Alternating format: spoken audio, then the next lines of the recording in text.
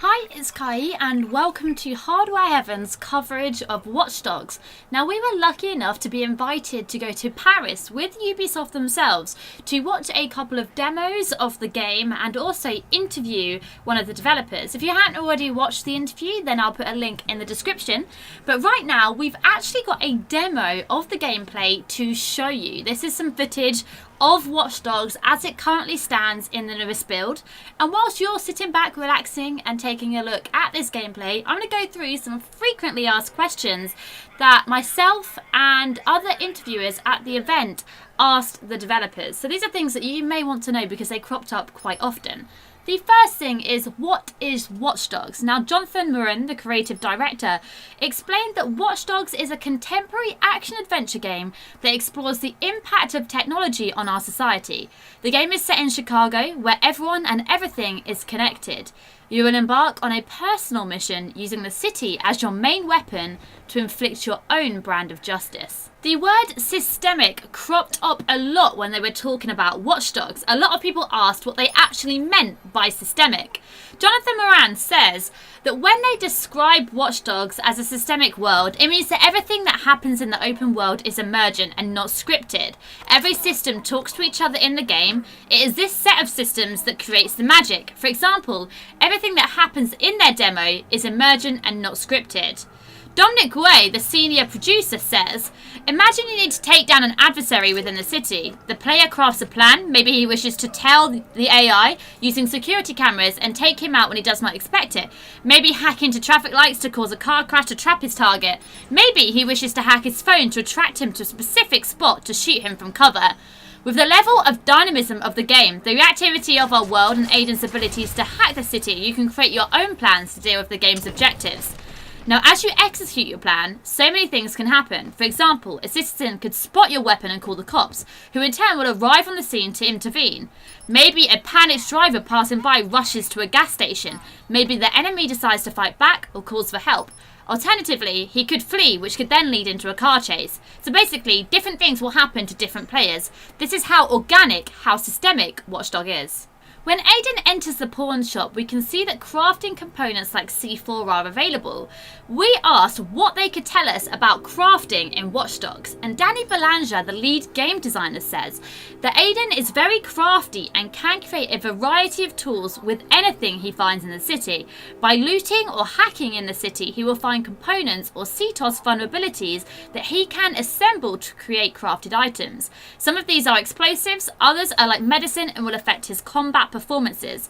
Aiden can even create temporary devices that have very powerful effects, such as disrupting communications on a large radius, to disrupt police communications, for example. These come in limited amounts, so Aiden needs to use them wisely. When Aiden is shot, we can actually see blood on the screen, but there is no life gauge, and Aiden's life is apparently recovered automatically after a few seconds. We asked what the developers could tell us about Watch Dogs' health system. Danny Baillargeon, the lead game designer, says that they are using a more organic health system. This allows us to create more intense battles without having the player manage his life continually. In the demo, we saw that Aiden was actually able to hack into people's text message chats. We asked the developers if they could tell us how Aiden will use this information in the game. Danny Baillargeon also said that the personal information Aiden gathers will allow the player to find rewards. These are varied. Personal information can unlock new cars, give him money or passwords, or can give him crafting components. Intercepted conversations can trigger CTOS alerts that will lead to city gameplays, like the crimes we present in the demo. There are even more things coming as hacking rewards. We really want to exploit this to the maximum. Aiden's reputation decreases when he runs over pedestrians. This would seem to indicate that the actions you do in-game have consequences. We asked if the developers could tell us more about this. Jonathan Morin, the creative director, said that in the game there will be a reputation system that will focus on the player's attitude towards collateral damages. Is he causing a lot of havoc that injures or kills citizens? Is he acting heroically or like a criminal? Each action will have a positive and negative effect. The player will choose how he wants to play and the game will not judge him. Their system will simply recognise the shades of greys their society is made of and reflect it back on the player. They are not building one of those yin and yang system that always ends up feeling gamey and out of place. Their reputation system will focus more on how people in their society tend to forge their opinion, and this is yet another fascinating subject in relation with their main theme, the influence of technology within their society. In the demo, we saw Aiden hacking a panel to invade an NPC's private place and use every connected device in it. We asked what are the gameplay opportunities behind this intrusion. Baillargeon said that hacking people's networks not only highlights the weaknesses of our digital security devices, it also allows Aiden to access the personal information found in their computers or smartphones. This will lead to any available hacking reward found in the city network. The game has been announced to be launched in the US on the 19th of November, EMEA territories on November 21st for PlayStation 3, Xbox 360, Wii U and PC, as well as at the launch of PlayStation 4. The game is also planned for other next-gen consoles. Now we got an opportunity to ask some of our own questions to one of the developers, so keep watching to take a look at our interview with myself, Kaeyi.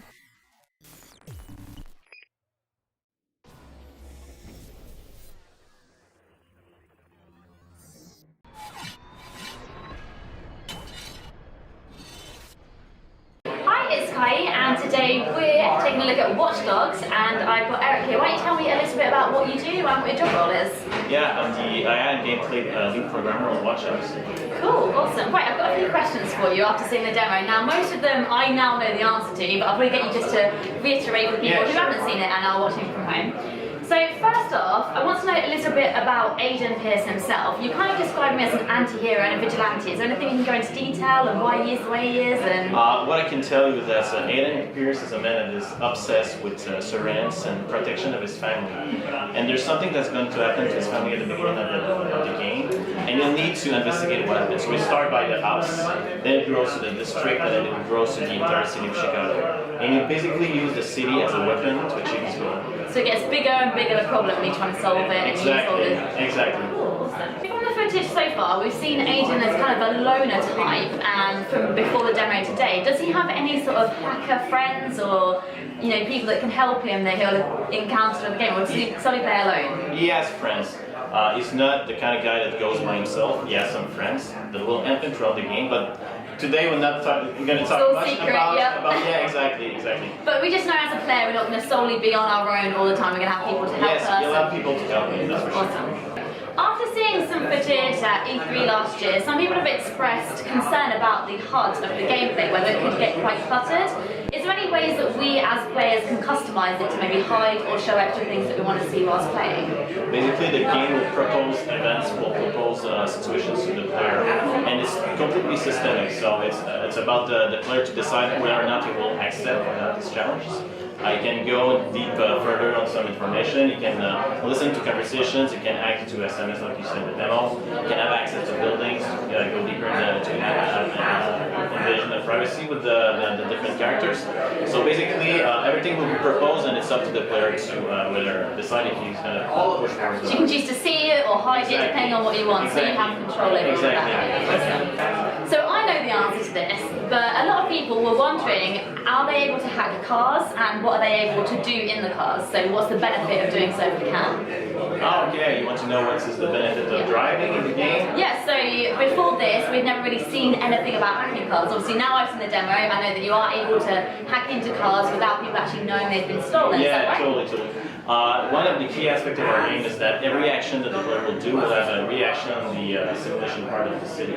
So basically, if you steal a car, it might be someone that noticed you and it will call the police. So by using soft hacks, the character, the main character can use his skills to unlock like a car without being noticed. So they can go around freely in the city without being challenged by the simulation of the city. And is there anything you can find in the car? I saw it there. You pick up things. Totally. Every time you got a car, it can loot the glove box. You can have access to money, to some information, some key elements that you can use later to craft other objects in the game, or just to go to the pawn shop or shops and sell them. And sell them and make money for yourself and buy new things. Exactly. Awesome. So I've seen from the demo that the game is quite open world. Is there any restrictions on things that people can do, or is it literally open to your imagination? You can just go off on your own little adventure and ignore the quest line. Can we just use our imaginations? And there's a completely free roaming loop. The player can go and just go around, explore, hack people, go deeper in some situation, and there's really a management of the situations we propose to the player. There's events like you saw in the game, like we call them the CTOS alert. The player can just go around and will encounter these, and you can decide to take actions. Just let them go. I can decide to go deeper into investigation in some of the guy. So it's really up to him to decide. If you want to take a break from the main missions, just go into the simulation. It's really deep. It's really rich, and you will be able to have really a fun time doing something. Yeah. So what we saw, we encountered some sort of criminals. You can decide whether you want to intervene or whether you don't. So you can just ignore the main storyline, roam around, and actually try and be your own little hero by helping people. The systemic free roaming is really rich. You can just drive, have fun. You can just go around the city. You can go at shop. You can just grow money. You can we have a full economy system, so you just can hack people, get rewards, crafting. So to prepare for the next missions, there are plenty of stuff that you can do. So you can get better in between missions if you feel you need a little bit better weapons and more money. And yes. Will the hacking mechanics of the game get progressively harder? Is it harder to hack bigger objectives than it is small ones? As we've seen, you can just simply hack a camera, but will something like a big machine be harder to hack? Will it get more of an achievement by doing so? Or? Yeah, there's some pieces of place that you can go that will require you to do some puzzles. Okay. So some are easy, some are harder. Some are really easy, some are really harder. So it's really in the progression loop of the game that you'll encounter these different kind of axes. We like progression. Yes. I like it to get harder. You know, you get better at the game. You go through the game, and you feel like you're getting some sort of achievement by playing it and gain more skills. Just a fun question. Is there anything in the game that people regularly request that is just simply not being able to be implemented but you've wanted to do so? So something in your fantasy that you've wanted to put in the game but you just can't because of various implementations?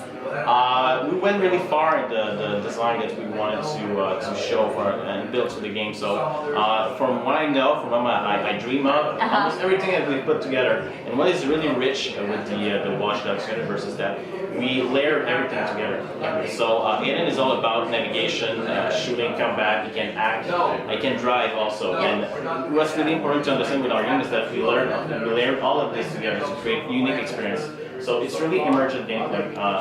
Everything that you can go through, it will be always different. Every time you tackle a mission or you try to invade a C2S control room, for example, you can play it a really different way because it's up to the player to decide how he wants to play it. And it's really the systems that is mixed and matched together that will give this. It's very deep, yeah. Yes, exactly. Awesome. Okay, how well do you think you've achieved the orchestrated feel of mayhem in Watch Dogs?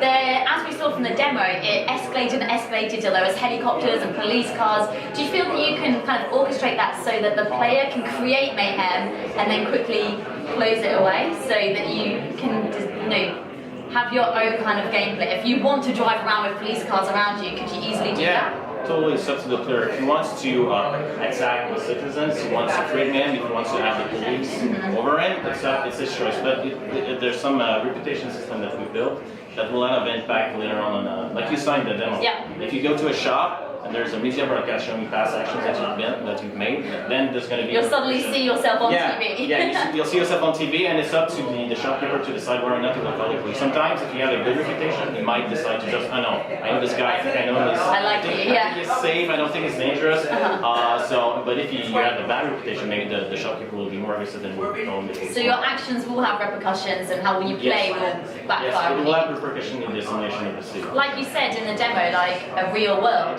if you walked around with the gun now and started shooting people, people would notice. Would Aiden Pierce be the kind of guy that you'd like to go for a drink with, or would you be quite scared of him? I think he's a really interesting, he's a really smart guy. So in that sense, yes, I would like to delve into his mind. know how you can have access to all these tools, how you can, what's the story. I would like to sit down with him until we have a chat and drink a beer. Maybe steal his knowledge. And yes. He's a really interesting character, and I would like to know him better for sure. Cool. Well, thank you very much for your time. Thank you.